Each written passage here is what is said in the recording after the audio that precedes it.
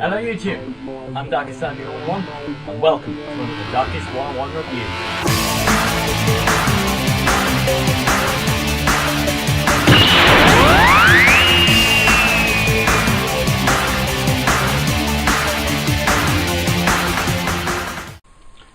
Well guys, last time I reviewed John Carpenter's Halloween, which I thought was perhaps the worst movie I could ever possibly see. But then I watched Dante's Inferno. Now, I'm not talking about the epic poem about Dante's journey through hell, nor the 2010 video game that was based upon said poem. No, I'm talking about the film based on the game, Dante's Inferno, an animated epic. Because quite honestly, this film is an epic. As in an epic clusterfuck of ideas, animation styles, and the actual storyline of the poem both game and film were based on. And yet, bizarrely enough, I can't decide whether this game is surprisingly good or horrendously bad. So let's find out. This is Dante's Inferno. Well, we start off with our hero, Dante, riding through a mysterious and dark wood as he travels back towards his home. As he rides, he catches a glimpse of a shadowy and mysterious figure. Suddenly, a lion, a wolf, and a leopard block his path. A lion, a leopard, and a wolf. Haven't these guys seen Wizard of Oz? Lions and tigers and bears! After pulling a few maneuvers Neo from the Matrix would be jealous of, Dante arrives at his family estate, only to discover his father and servants murdered by some unknown enemy. As he searches further, he finds his fiancée, Beatrice, barely clinging on to life. As she dies, her spirit is then lifted from her body into the light of paradise in the kingdom of heaven. Bullshit! Suddenly, the ground opens up and the hands of hell reach up to grab Beatrice and deliver her to the hands of Lucifer. As Lucifer proceeds towards the gates of hell, Dante gives chase. However, he is prevented by the ground splitting over and swallowing his seed. No! The horse died! No, seriously, what is it with epic movies and the death of the horse? Never ending story, Dante's Inferno. Imagine if Minus a Pony did that. Lucifer then travels through the gates of the Inferno, which is odd considering he just rose up from the ground when he wanted to take Beatrice's soul, and the gates close behind him. Dante attempts to break open the gate, but is prevented when the hands of hell reach up once more to sow the sins of his life to his very flesh. Woo! England! Dante is then hailed by the spirit of Virgil, a Roman prophet who reminds Dante to keep his faith in God. After that, Dante rips open the doors with his bare hands and dives into the Inferno. Virgil then agrees to guide Dante through the 9 circles of hell in order to reclaim Beatrice's soul, where it is revealed that she lost that soul to Lucifer by way of a wager with the devil. She made a wager with Lucifer to see your safe return. She lost. Lucifer bet that you would betray her love. Dante and Virgil are then ferried across from the edge of the Inferno into the circle of limbo by Charon, the ferryman. And this, my friend, is why religion is bullshit.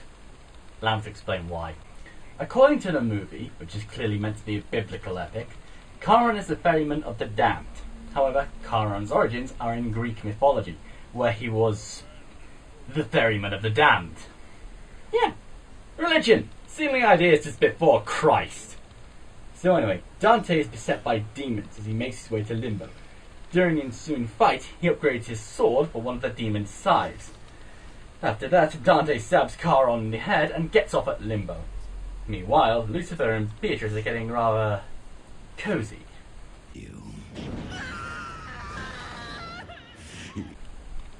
Well now, Beatrice is looking rather hot. Excuse me while I go kill myself for that joke. As Dante and Virgil travel through Limbo, Dante comes across a baby who died before it was baptized. Don't make a dead baby joke. Don't make a dead baby joke. Don't make a dead baby joke. The baby itself is Dante's child, who was born while he was away in the Crusades. As Dante ponders how he could have left Beatrice alone with this murder, he is beset by... oh god. You're not making this easy, movie! The dead babies then attack Dante and... Whoa, whoa, whoa, whoa, whoa, whoa, whoa, hold the fucking phone. I'd just like to point out there that Dante just cuts a baby in half. A demon baby, I will admit, but this is our hero. He just sliced the baby in half. So after that butchery, Dante flees deeper into the Inferno and comes across King Minos, judge of the damned. Seriously, I should have a counter for every time Christianity steals an idea from Greek mythology. Dante quickly ends Minos' life and descends down into the circle of lust, a non-stop raging storm in the ocean of turmoil. Now, the eagle-eyed of you out there may have noticed Dante has transformed from Tom Hardy to Orlando Bloom. Well, this movie was animated in not 1, not 2, but 5 different styles of animation. So, while we just left the faux Disney animation realm of the Inferno, we are now in the realm of the faux Batman animation, which makes up a good chunk of the movie. So I don't know if that's why it's my favourite, or it's the fact that it just makes it look a little more realistic. I don't know. Dante begins to climb the carnal tower to where Lucifer has begun to slowly transform Beatrice into a succubus. As we already know, her soul is forfeit for Dante breaking his vow of love and chastity. During the Crusades, Dante and Beatrice's brother, Francesco, were charged with overseeing 3,000 captured prisoners. In exchange for sparing one of these prisoners what perhaps may have been a fatal beating, Dante took the prisoner's wife to bed as payment, believing himself absolved of all sin during the Crusades.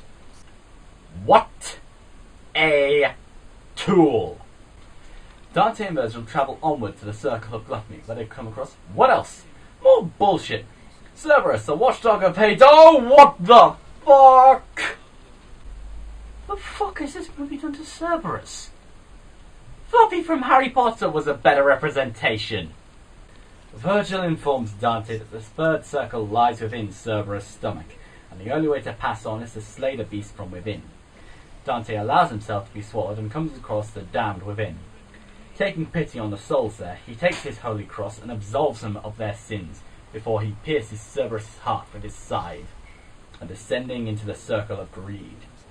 Here the damned are boiled in molten gold, and buried in the tons of coin. Seeing such riches reminds Dante of his father, the penny-pinching slob who partook in the most middle-aged of crimes, marital abuse. Dante is then beset by a grotesque version of his damned father, who challenges Dante to battle. Lucifer offered me 1,000 years free of torture and endless gold if I would slay my own son. Wait a second. Mark Hamill? Holy shit. Is that Mark Hamill? This movie just went up on the dark rating, I've got to say. Dante then defeats his father, no, Mark, and moves forward into the circle of anger, although I'm pretty sure it's meant to be wrath, and then crosses the river Styx, bullshit, on the back of a monster, which takes him to the city of Dis, and into the faux anime style of animation, where Virgil also seems to be been replaced by John Pertwee. Bring balls of fire! Dante and Virgil travel past the city of Dis into the Circle of Violence, where they travel over the river of blood that has been spilt over countless centuries of violent warlords. Upon arrival on the other side of the river, they enter the Wood of Suicide, where Dante comes across the spirit of his mother. Though he was told as a child she died from a fever, in truth she took her own life to escape his father's cruelty. Heartbroken by his mother's pain, he releases her from her suffering and allows her soul to return to the kingdom of God. Well, that was easy. The two travel further into the Circle of Violence, into the desert sands where those who committed violence in the name of God reside. Dante flashes back once more to his time in the Crusades, where, beset by frustration and anger, he slaughters the prisoners under his watch. As he returns from his reverie, the damned Crusaders attack him, led by Francesco, who is executed for taking the fault for Dante's crime. Dante, at first hesitant to fight back against Francesco, defeats the former Crusader and moves forward. And here we move from the realm of faux anime animation to just plain shit. Yes, this section of the movie is my least favourite. The 8th circle, the Circle of Fraud, and our 4th animation style. My least favourite, mainly because A, Dante looks like total bullshit, and B, Lucifer just looks plain ridiculous. In the previous circles, he was a shadowy presence, an ominous mist, like how the devil should be. Here, he looks like a fucking dragon. Although, given the fact he's played by Guillemon from Digimon Tamers, it kinda fits. Takato man. Dante races through the circle of fraud as it is revealed to him that the one who killed Beatrice and Dante's family is the husband of the woman who slept with him in the Crusades, making everything that happened Dante's fault. Serves the bastard right. However, in the distance he sees Lucifer and Beatrice are about to be wed and races to stop the wedding. He reaches the happy couple too late, however, as Beatrice is transformed into Super Saiyan 4, apparently. Wow, Vegeta must be pissed. Dante refuses to fight Beatrice, however, and begs her to let God back into her heart. After a teeny bit of pleading, Beatrice does just that. That was almost as easy as telling Sarah's Victoria she's a vampire. Dante then descends into the Circle of Treachery and our final style of animation, where I've run out of clever parodies. The Circle of Treachery, the heart of the Inferno, an icy frozen lake, and at its centre is Lucifer's prison, the path to which is blocked by huge frozen chains. Dante quickly makes work of them and proceeds forwards. My guess is they were put there for a reason, Dante. But Lucifer's true form is then revealed. Dante, however, is like the honey badger, in that he don't give a shit. It appears then that Dante has defeated Lucifer once and for all. It's a trap! Yes, Lucifer's true form is then revealed. What is he, Freezer? Actually, to be fair, it seems like he's been taken over by the Black Lantern Corps. Dante attempts to fight Lucifer in this new form, but he has his ass handed to him.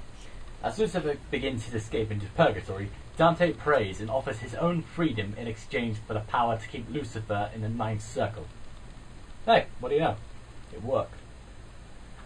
Well, that wasn't such a chore now, was it? Dante escapes into purgatory and rips the sins he has carried all his life from his chest and leaves them in search of Beatrice, thus concluding Dante's Inferno. And that's the animated epic, everybody. What do I think? Well, it's pretty clear this was based off a video game, and a pretty long game at that. The story and the action are a bit rushed. We never really did feel that Dante was in any danger from any of his enemies, and doesn't really represent the poem that well. However, as a standalone film, it's pretty decent. There's plenty of action, we feel for our characters, there's some good mystery, and Simon Blum does a brilliant job as Lucifer, it has to be said.